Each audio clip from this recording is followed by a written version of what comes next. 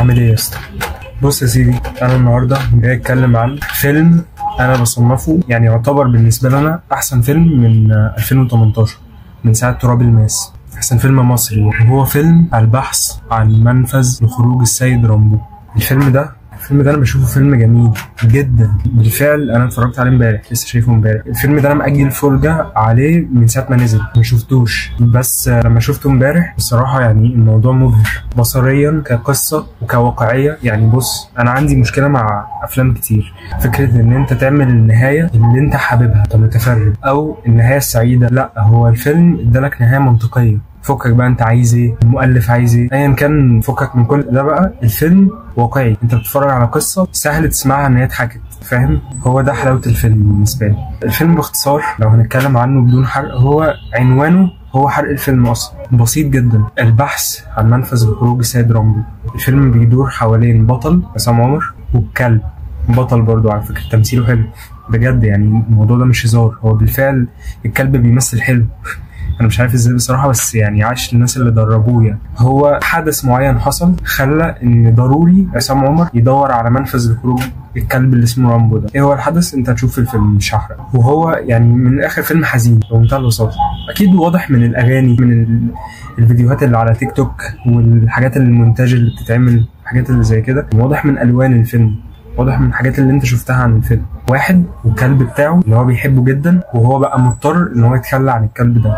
ودي رحلة الفيلم. فكرة بسيطة جدا. الموضوع ده نادرا ما بيحصل في السينما المصرية، فكرة ان انت تتكلم عن فكرة بسيطة ما فيهاش تويستات، ما فيهاش لف ودوران، ما فيهاش مفاجآت في الأحداث، ما فيهاش نهاية غير متوقعة، ما فيهاش حاجة غير حرفيا سطر. عامل زي فيلم ويبلاش. انا هبقى اتكلم في فيديو تاني عن فيلم ويبلاش، لان انا بصنفه ان هو واحد من احلى الافلام اللي انا شفتها في حياتي عامة، وهو فيلم بسيط. فيلم رامبو ده يعتبر بيعادله في البساطة، شبهه في التنفيذ كمان نوعا ما، الهدوء، الواقعيه. طبعا ما فيش تشابه خالص في القصه، فكك كاقتباس حتى، بس هو لو هنصنفها كانها مدرسه فهو شبهه في المدرسه، مدرسه التنفيذ. فكره بسيطه وانت نفذتها بطريقه واقعيه وبس، مدرسه البساطه، مدرسه اللي ما فيهاش تويستات. فهو ده باختصار وصفي للفيلم. فيلم مش كوميرشال، يعني الفيلم ده مش معمول علشان يتارجت الناس اللي عايزه تستمتع بفيلم في العيد رايق، فيلم يسحلك كده، اللي هو دوشه بقى وعربيات وخبط واكشن، كوميديا، ضحك، صريخ ضحك، كوتس، حاجات كده تتاخد انت تبقى ايه، تحطها ستوري في الواتس ولا تشيرها ولا تعمل اي حاجه. لا، الفيلم مش كده خالص. الفيلم اصلا معظمه صامت وهادي، ايقاعه هادي كده، معتمد اكتر على الابهار البصري، كادرات حلوه جدا، كل مشهد تحسه لوحه كده، تحسه ينفع يبقى صوره تنزل بوست على انستا ولا حاجه، فاهم؟ والالوان تحفه، الالوان بتتكلم، الكادرات بتتكلم بجد. في مشهد اللي هو المشهد الاخير في الفيلم بدون حرق، يعني الاضاءه ورا عصام عمر بتتغير على حسب السيناريو بيقول ايه، على حسب الكلام، فاهم؟ الموضوع عبقري. فيلم هادي جدا، فيلم حزين جدا، فيلم جميل جدا باختصار. بصراحه فعلا هو احلى فيلم من 2018 بالنسبه لي، من ساعه تراب الماس.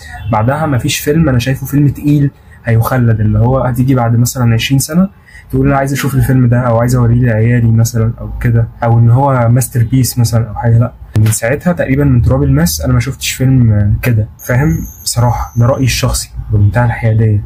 يعني انا ممكن في فيديو تاني ابقى اتكلم بقى عن احسن الافلام المصريه اللي انا شفتها عامه، بس خلينا نقول لغايه دلوقتي فيلم تراب الماس من بعده مفيش فيلم تقيل غير رامبو بصراحه. انا اديله 10 من 10. نهايته ما عجبتنيش، مش ما عجبتنيش عشان وحش، علشان مش عارف، يعني خلينا نقول الفيلم ده ينفع حاجه صاحبك حكاها لك، حاجه انت شايفها في صاحبك، حاجه انت شايفها في نفسك، حاجه انت مريت بيها، حاجه سمعت ان حد مر بيها. في برضو فيلم اجنبي كنت لسه شايفه برضو من حوالي شهر ونص او شهرين، اسمه Small Things Like This. اوكي، برضو نفس المدرسه، فيلم هادي حزين واقعي.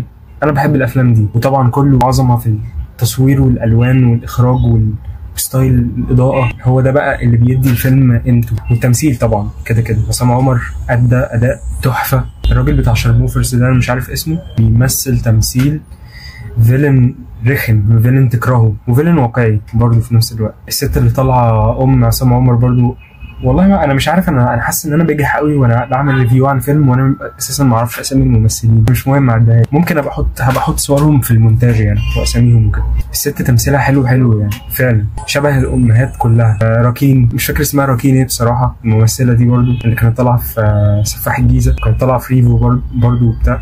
الممثله دي تمثيلها حلو جدا برضو. مش هعلق طبعا على، مش هقول اي حاجه في القصه والادوار. اسم الفيلم هو القصه بجد. مدته صغيرة، ساعة وحاجة و30 دقيقة تقريبا، ساعة و38 دقيقة حاجة كده، بالمزيكا اللي في الآخر بالأوترو فاهم. فهو الفيلم نفسه ممكن تقريبا يبقى ساعة ونص أو ساعة و35 دقيقة مثلا. كويس إن هم مطولوهوش عن كده بصراحة. الفيلم بيرفكت يعني، الفيلم ده يدرس من الناحية دي، إن هو كل حاجة فيه معمولة بالقدر اللي يخليك تحس إن أنت خلاص وصلت لدرجة الاستمتاع، ان انت مش طالب حاجة زيادة او حاسس ان في حاجة زيادة اوفر مبالغ فيها. لا، هو الفيلم معمول صح. فيلم بيوريك الضغط. الفيلم بيتكلم عن حرب نفسية، الضغط، تعلق الماضي، الصراعات الداخلية، اللي هو فكرة ان انت عايز تعمل ايه، الاوبشنز الضيقة جدا اللي كلها هتضايقك. فيلم انت ممكن تحس بيه، ان انت بتمر بيه حتى لو مش نفس التجربه، بس نفس المشاعر اللي جواك، نفس التساؤلات. في مشهد عجبني قوي، انا ده مش هينفع ما اتكلمش عنه، مشهد بسيط ممكن يكون يعني ايه الهبل اللي انا بركز فيه ده، بس بصراحه عجبني. كان مشهد راكين سعد بتقول لعصام عمر يتمنى امنيه، فهو قال لها اتمنيت، وبعدين سكتوا شويه، وبعدين قالت له ايه الامنيه، فبعدين قالت له لا خلاص ما تقولش، وهو ما قالش. انا كنت مستني ان هم خلال سيناريو الفيلم يحكوا بقى ايه، هو يقول او يجيب بقى فلاش باك للمشهد ده بقى ويرجع له ويقول لك بقى ايه هي الامنيه اللي هو تمناها. بس هو الفيلم خلص وما ذكروش الموضوع ده. يعني انا بصراحه حاسسها واقعيه فاهم، مش فيلم كده حياه يعني، هو الفيلم تحسه واقع قوي. فانا ده عجبني جدا في الفيلم بصراحه. اغنيه محمد منير يا جماعه، اغنيه محمد منير اللي في الفيلم يا نهار ازرق، متركبه على الفيلم بجد، متركبه على الفيلم يا جماعه. من الاخر الفيلم حرقه في عنوانه اغنيه محمد منير، انتوا عايزين ايه تاني؟ انا كده مش، انا مهما عملت مش هحرق الفيلم ده. انا لو حرقته لك، لو حكيت لك القصه فانت فايتك الفيلم، انت لازم تشوف الفيلم.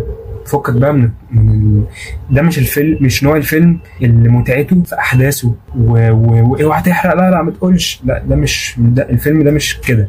الفيلم ده معمول عشان انت تتفرج عليه، تشوف وانك تتغذى بالصور، بالحزن اللي حرفيا في الالوان، في الصوت، في الصمت. هو ده الفيلم، ده نوع الفيلم اللي انت المفروض تشوفه.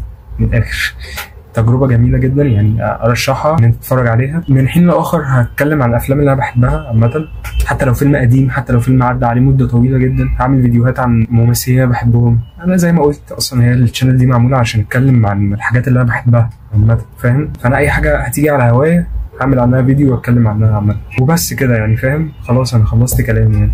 اعمل بقى لايك وشير وسبسكرايب وكومنت لو الفيديو عجبك، وشير الفيديو لو عجبك برضو، لو عجبك فاهم شيره. وقدر بقى ايه، ما بقول لك ايه، ما تقدرش، فك ما تقدرش حاجه، محدش مهتم. انا اساسا عامل الفيديو ده عشان انا عايز اعمله، مش عشان مستني منه حاجه بصراحه. وعامل الشانل دي عشان اتكلم فيه، عشان انا بحب اتكلم عامه فاهم، غاية انا وكده. بس ما بتكلمش بقالي فتره طويله، في كبت كده مش موضوعنا يعني، فانا بخرج الحوار ده في الفيديوهات بس كده. وسلام. وانا في حاجه تانية المفروض اقولها، صباح عدم الخبره باليوتيوب، مفيش حاجه تانية المفروض تتقال بصراحه. فسلام.